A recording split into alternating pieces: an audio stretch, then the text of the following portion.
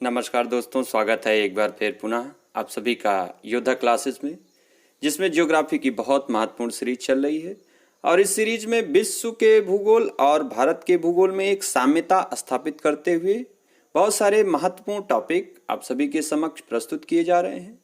आज हम बात करने वाले हैं पठार यानी प्लेट्यू के बारे में। आज इसके बारे में समझने का प्रयास करेंगे कि प्लेट्यू क्या होते हैं, इनका वर्गीकरण क्या है, इनका विश्व में विस्तार कहाँ पर और किस तरह से है। भारत में भी देखेंगे कि भारत में इनका विस्तार कहाँ पर है। तो दोस्तों, अगर अभी तक आपने हमारे इस चैनल को सब्सक्राइब नहीं किया है तो प्लीज़ इसे सब्सक्राइब करें, नोटिफिकेशन बेल को ऑन करें और अगर वीडियो पसंद आता है तो इसको लाइक करें और दूसरों में शेयर करें। ओके, आज हम बात करने वाले हैं पठार के बारे में। पिछले वीडियो में इसके पहले हमने बात की थी पर्वतों के बारे में। पर्वत और पठार दोनों जो है ये द्वितीय श्रेणी के उच्चावच में आते हैं। अब आइए देखते हैं कि पठार को कैसे हम डिफाइन कर सकते हैं। पठार अगर देखा जाए तो सामान्यतः अपने समीपवर्ती धरातल से पर्याप्त ऊंचे हैं। अब ये जो ऊंचाई का चक्कर है ये कोई फिक्स नहीं है, कुछ एक सामान्यीकरण अगर किया जाए तो 500 फीट से अधिक अगर ऊंचे हैं। अब दूसरी महत्वपूर्ण क्या बात है कि इनके जो शिखर हैं वो चौड़े और सपाट होने चाहिए। इनके शिखर चौड़े और सपाट होते हैं, तो ऐसी स्थलाकृतियों को पठार कहा जाता है। अब ये पठार, जैसा कि मैंने बताया कि ऊंचाई इनकी उतनी महत्वपूर्ण नहीं है, इनके शीर्ष का सपाट होना और चौड़ा होना ये ज्यादा महत्वपूर्ण है। कभी कभी ये मैदानों से भी नीचे हैं, जैसे आपका पीटमांड का पठार है यूएसए में। कभी कभी तो ये पर्वतों से भी ऊंचे हैं। अब तिब्बत का पठार या पामीर का पठार के बारे में कौन नहीं जानता है, जिसे विश्व की छत कहते हैं। इसकी ऊंचाई 4875 मीटर है, जो बहुत सारे पर्वतों से भी ऊंची है। दूसरी बात, ये द्वितीय श्रेणी के उच्चावच हैं और समस्त भूपटल के लगभग 33% भाग पर विस्तृत है। कुछ और इनकी प्रॉपर्टीज को देखेंगे, एक फिगर यहाँ दिया गया है जिससे पठार आप समझ सकते हैं। अब आइए इनके कुछ और गुणों को देखते हैं। पठार की विशिष्टता यह है कि वह अपने आसपास के क्षेत्र से तो ऊंचा होता है, किंतु इसका शीर्ष यानी ऊपरी भाग चौड़ा और सपाट होता है। अभी अभी मैंने बताया कि ऊंचाई उतनी महत्वपूर्ण तथ्य नहीं है पठारों के लिए। महत्वपूर्ण क्या है? इनके शीर्ष का चौड़ा और सपाट होना। इनकी चट्टानें अवसादी होती हैं, जो कि बलुआ व चूने पत्थर से बनी होती है। हालांकि कुछ जो पठार हैं वो आग्नेय चट्टानों से भी बने हैं, क्योंकि जो पर्वतों के अपर्दन से बने हैं वो आग्नेय चट्टानों के पठार होते हैं। पठारों की ऊंचाई नहीं बल्कि आकार के आधार पर या मैदानों से पृथक किए जाते हैं। ऊंचाई नहीं, ऊंचाई का कोई ज्यादा इशू नहीं है। हाँ, कुछ पुस्तकों में या कुछ भूगोलविदों ने कहा है कि अगर 500 फीट से ऊंचे हैं मैदानी भाग से, तब इनको हम पठार की श्रेणी में रखेंगे। अब ये पठार जो है मैदानों की अपेक्षा कठोर शैलों के बने होते हैं, है ना। आइए कुछ एक और बात है कि पठारों की ऊंचाई सामान्य रूप से मानी गई है, जैसा कि मैंने बताया कि 300 से 900 फीट के बीच होती है। ये सामान्य ऊंचाई है। हमने अभी तिब्बत के पठार के बारे में बताया कि इसकी ऊंचाई 4875 मीटर है, जो विश्व के बहुत सारे पर्वतों से भी ऊंचा है। अब पर्वतों का निर्माण कैसे होता है? पर्वतों का निर्माण किसी क्रिया के कारण पृथ्वी के एक हिस्से का अपने आसपास की तुलना में ऊंचा उठ जाने के कारण होता है। अच्छा, अब ये उत्पत्ति के आधार पर अभी इनका वर्गीकरण हम देखने वाले हैं।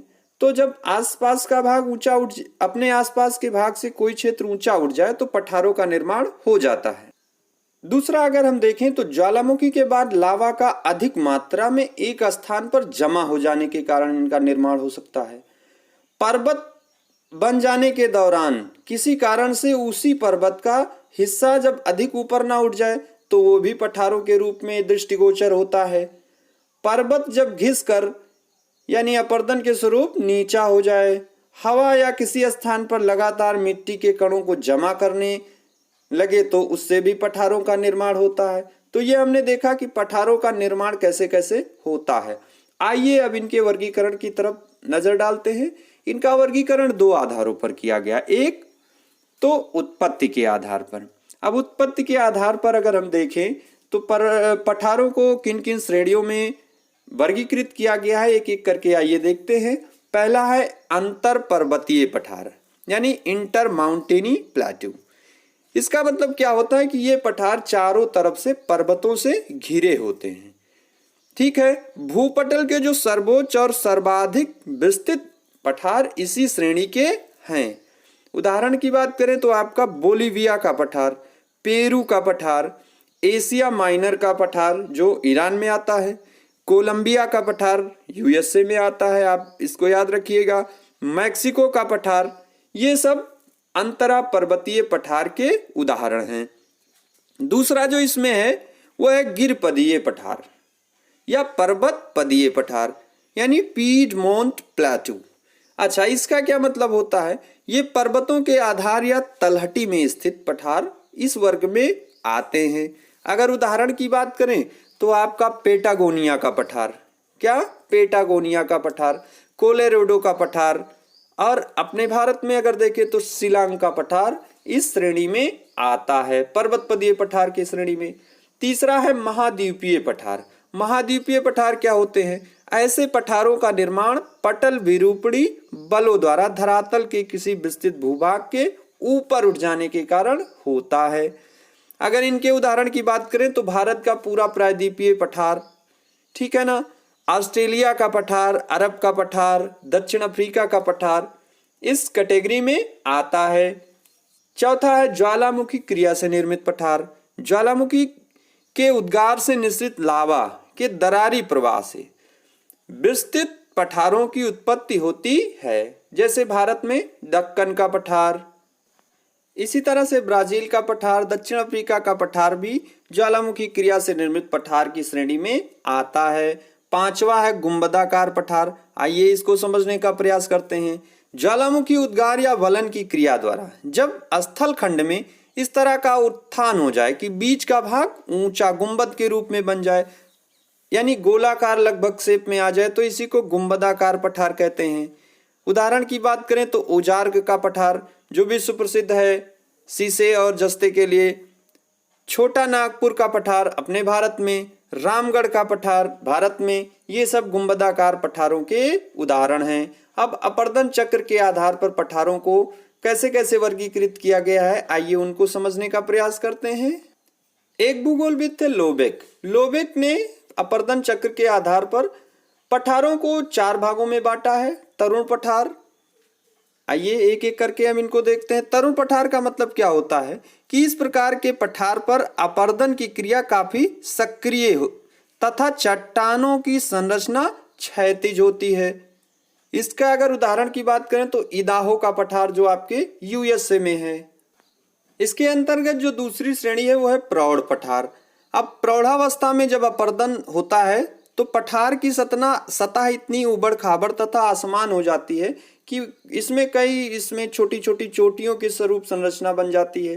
तो इस तरह का जो पठार है उसी को कहते हैं प्रौढ़ पठार। अगर उदाहरण की बात करें तो आपका अपलेशियन पठार यूएसए में इस श्रेणी में आता है। जीर्ण पठार की अब हम बात करने वाले हैं।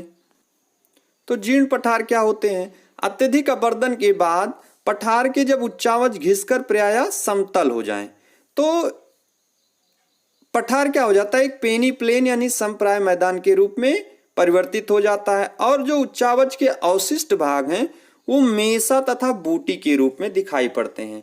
मेसा तथा बूटी क्या है? इन्हीं पठारों के जो अवशिष्ट भाग हैं। जैसे एक ये उदाहरण आपका एरिजोना प्रांत में जो यूएसए में है, बूटी का उदाहरण इसमें दिखाया गया है। ये पठार के जो अवशिष्ट भाग होते हैं, उच्चावच हिस्से के अवशिष्ट भाग, उन्हीं को मेसा तथा बूटी कहते हैं। मेसा थोड़ा उसका शीर्ष ज्यादा व्यापक होता है और बूटी जो है उसका छोटा स्वरूप है।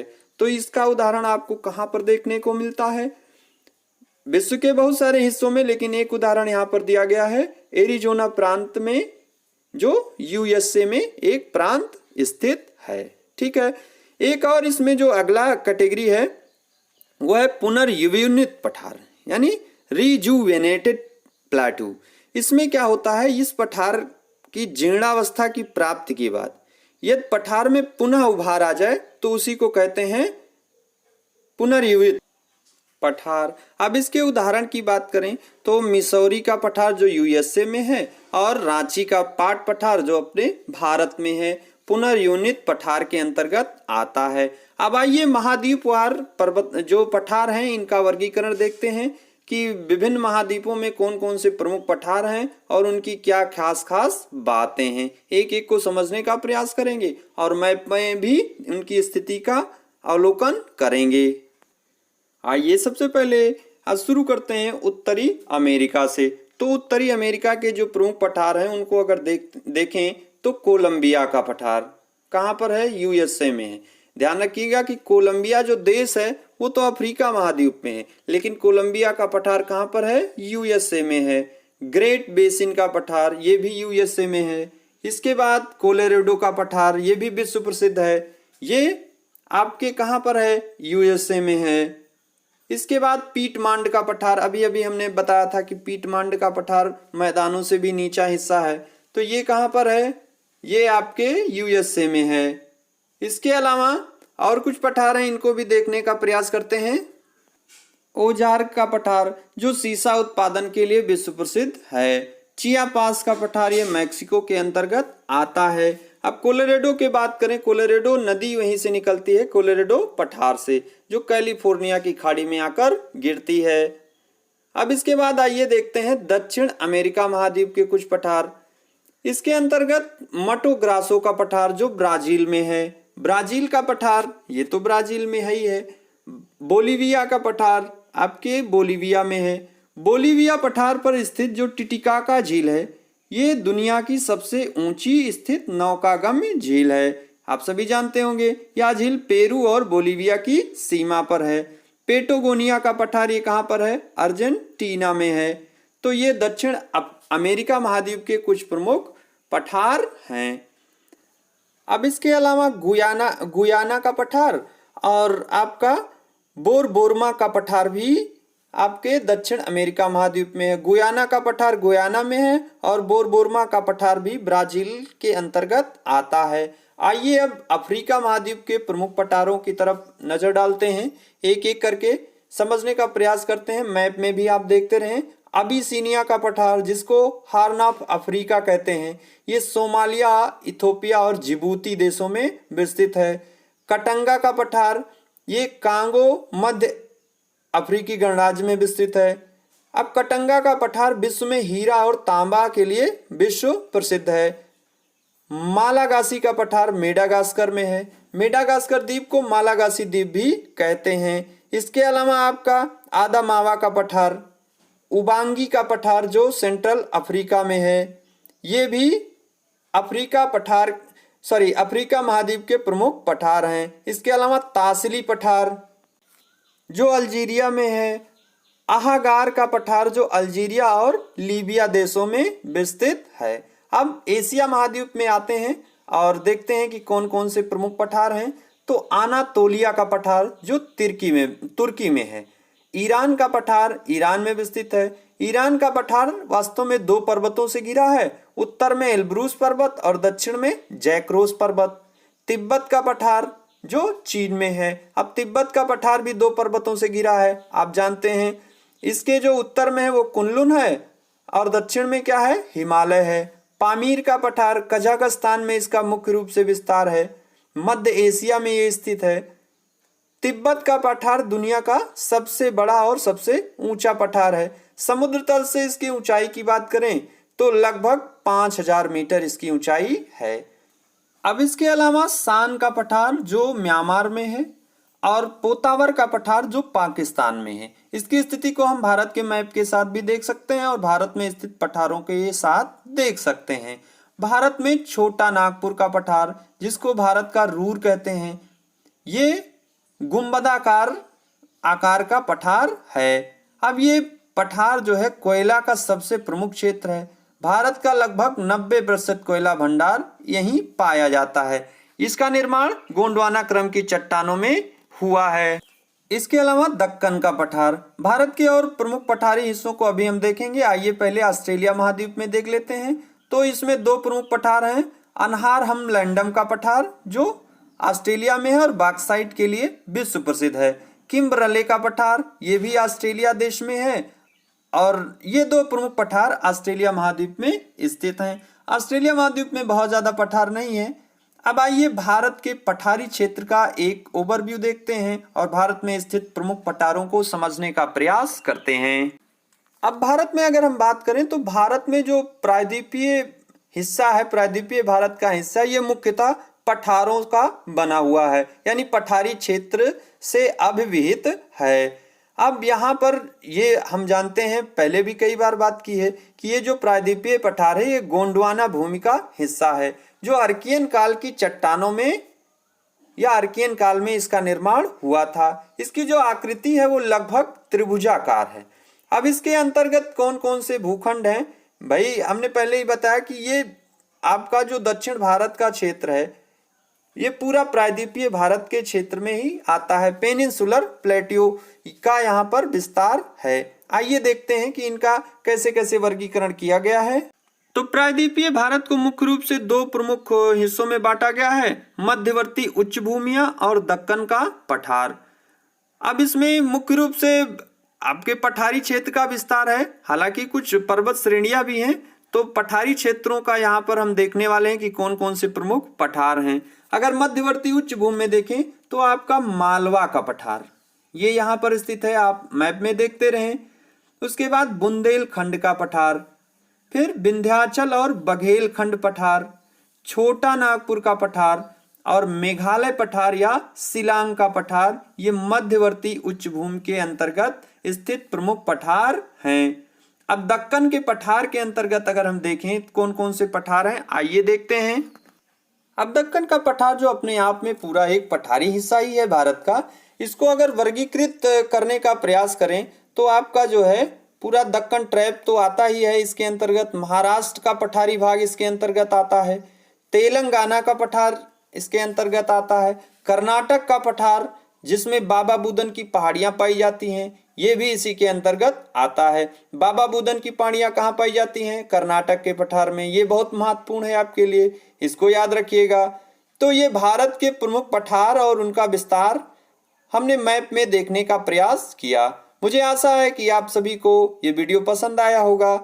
पठार इस टॉपिक पर आज इस वीडियो को प्रस्तुत किया गया जो आपकी परीक्षा के दृष्टि से बहुत ही महत्वपूर्ण है। सभी परीक्षाओं में इस टॉपिक से प्रश्न पूछे जाते हैं। आप इस वीडियो को पूरा देखें और निश्चित रूप से आप सफल होंगे। आप सभी मस्त रहें, पढ़ते रहें, व्यस्त रहें। सभी को नमस्कार, bye bye, have a nice day.